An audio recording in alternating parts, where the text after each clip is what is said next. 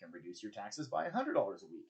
If you contribute $213.56 a week, you can reduce your taxes by $213.56 a week. You get the idea.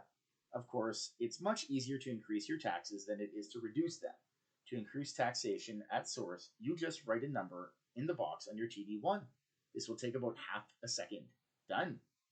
If, on the other hand, you want to reduce your taxes, you will need to obtain a separate form, the T11213, which can be found on the CRA website. You need to fill it out and submit it to your local taxation office. Their address can also be found on the CRA website. When you submit the form, you will also need to provide your proof of regular RRSP contributions, which you can get from your RRSP provider. After about 6 to 8 weeks, the CRA will send you a letter that you then take to your employer, authorizing them to reduce the amount of taxes that are deducted from your paycheck each pay period. This will take a couple of hours of your time and the 6 to 8 weeks to process. I realize the whole thing sounds like a huge pain, but don't let the red tape prevent you from doing it. This could be the very thing that helps you max out your RRSP contributions each year. Step up. It's also a good idea to avoid completely funding your RRSP contributions through reducing your taxes each pay. For example, if you find you need to contribute $225 a week in your RSPs in order to max out your contribution for the year, you might want to consider reducing your taxes by only $150.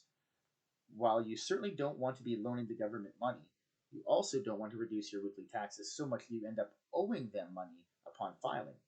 Ultimately, you might want to max out your RRSP contributions each year and break about even at tax time. They don't owe you, and you don't owe them anything of consequence. Perfect. There are 3 factors that will determine how much money you will accumulate inside your RRSP for your retirement: time, the amount you contribute, and the rate of return, interest, those contributions earn. Time is on your side if you start early enough. The sooner you start saving, the more comfortable your retirement will be. I know I'm beating this to death, but I'm doing it for good reason. The power of compound interest and time is undeniable. When you start, your RSP is completely within your control. Start early, start now. The more you contribute, the more you'll end up with. Learn from the Leafs and don't try to catch up at the end of the year with a lump sum contribution.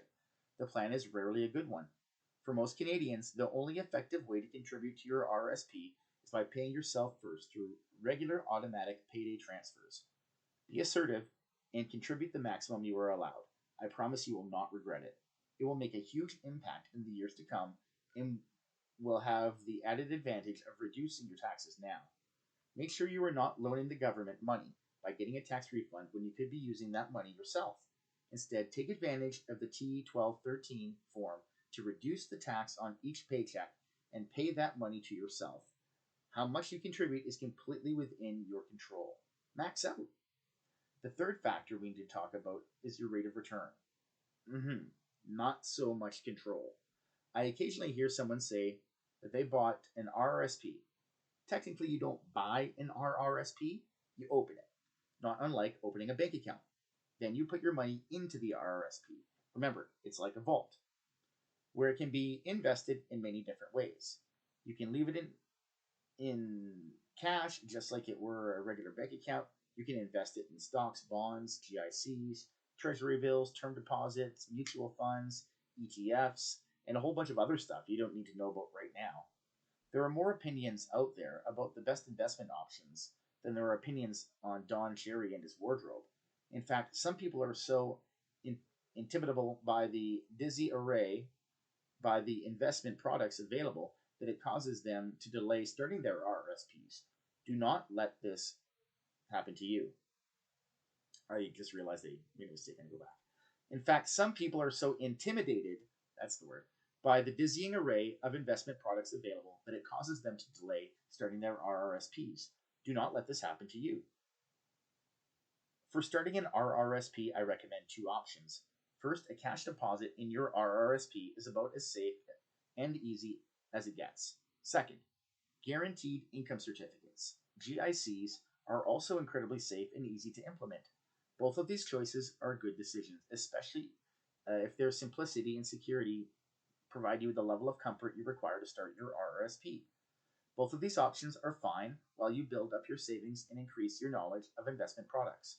You'll sleep soundly at night knowing that your money is secure and growing inside your RRSP. However, neither of these products will provide you with the rate of return you need to fully take advantage of the power of compound interest. To do that, you will eventually need to invest in a product that can generate better returns over the long term. And for that, I have two suggestions: low cost index funds or an automated investment service. An index fund is a type of mutual fund that is different than an actively managed mutual fund. A mutual fund is essentially a company that pools money from a large group of people together and invests it in common equity stocks with the help of professional money managers who do the research and investing on the group's behalf.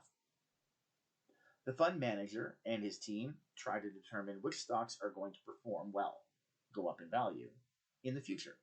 Please note the word try in that sentence. The fund manager that invests your money, along with everyone else's, into those companies. That's the actively managed part. You pay the fund manager a fee for her expertise and to cover the cost of the trading. Sounds great, doesn't it? Sure, it does, but there are a couple of drawbacks to actively managed funds that you need to know. First, while some actively traded mutual funds have delivered good returns in some years, over time they always have bad years as well. The problem is that there is no reliable way to tell in advance which fund is going to do well this year and which one is going to do poorly.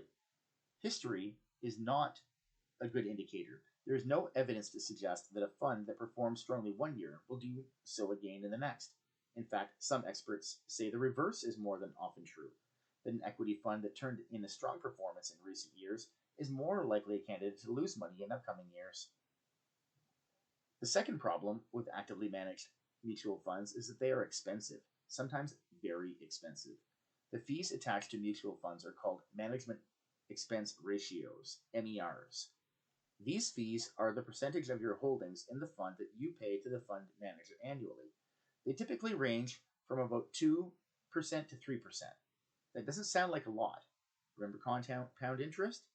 If your fund posts a 5% annual return and its MER is 2.6%, you only get 2.4% return from that year, which means you've lost over half of your gains to the fees.